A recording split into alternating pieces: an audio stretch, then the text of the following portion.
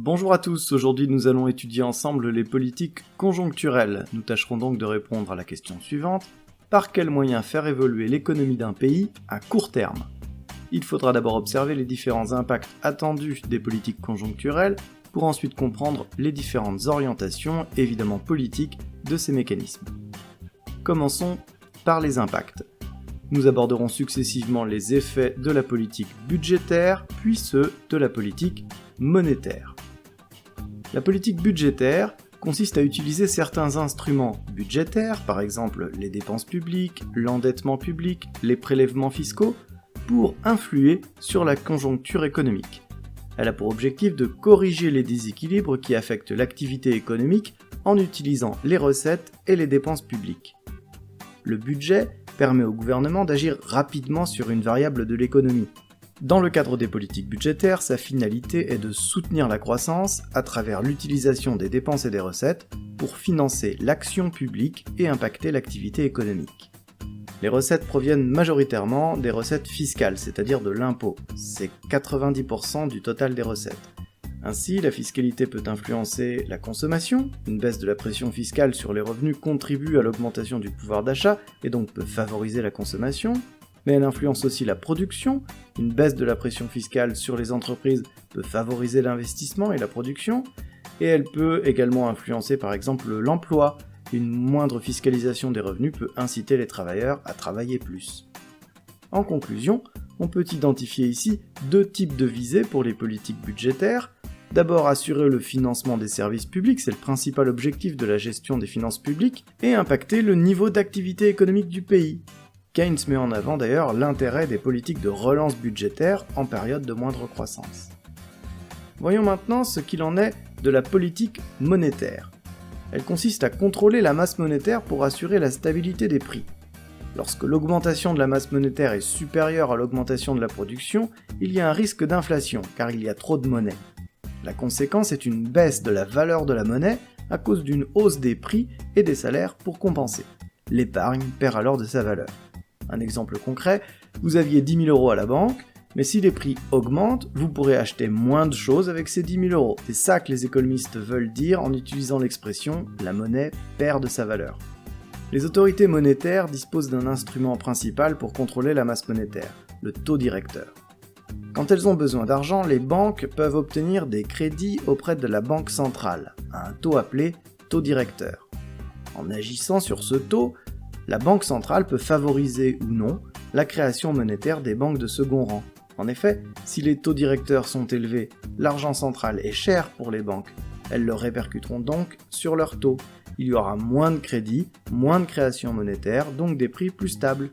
Ainsi, la banque centrale contrôle la masse monétaire via la manipulation des taux d'intérêt. L'objectif principal est la stabilité des prix, la valeur de la monnaie restant alors constante. Cette stabilité présente des avantages, le maintien du pouvoir d'achat des ménages, l'inflation pénalise le pouvoir d'achat, donc la stabilité des prix contribue au maintien du niveau de vie, mais aussi le maintien de la valeur de l'épargne, et également la cohésion sociale et la stabilité politique. L'inflation peut être un danger pour la démocratie, pensez à l'Allemagne des années 30 ou au Venezuela aujourd'hui. Les décisions de politique monétaire ne sont pas prises par le gouvernement français, elles sont prises dans le cadre d'un système fédéral qu'on appelle l'eurosystème et qui est composé de membres siégeant à la Banque Centrale Européenne. C'est eux qui définissent collectivement la politique monétaire unique pour tous les pays de la zone euro. L'objectif est celui de la stabilité des prix à la consommation et la BCE définit cet objectif à 2% d'inflation maximum par an.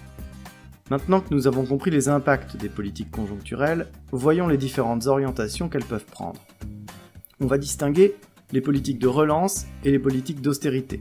La relance se fait, par exemple, via une augmentation du budget, par une augmentation du déficit budgétaire par exemple, et ou une baisse des taux d'intérêt. L'austérité, elle, se réalise par exemple grâce à une baisse du budget et ou une augmentation des taux d'intérêt. Une politique de relance est une politique de soutien à la demande. Elle est plutôt utilisée par la gauche. D'inspiration keynésienne, elle a comme objectif principal de soutenir la croissance. L'idée ici est d'augmenter les dépenses de l'État pour que la consommation augmente. On construit des routes, des ponts par exemple. On peut certes craindre un endettement public supplémentaire, mais la reprise d'activité induite par la politique de relance va générer des rentrées d'argent importantes qui peuvent contribuer à réduire l'endettement de l'État par le remboursement de l'emprunt initial. En somme, on espère que les rentrées d'argent supplémentaires dues aux dépenses combleront le déficit. Cette théorie se base sur le multiplicateur keynésien. Ce dernier voudrait que les dépenses publiques rapportent plus que ce qu'elles coûtent.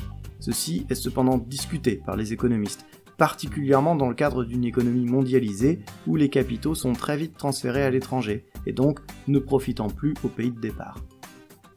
A l'inverse, on trouve les politiques d'austérité plutôt soutenues par la droite.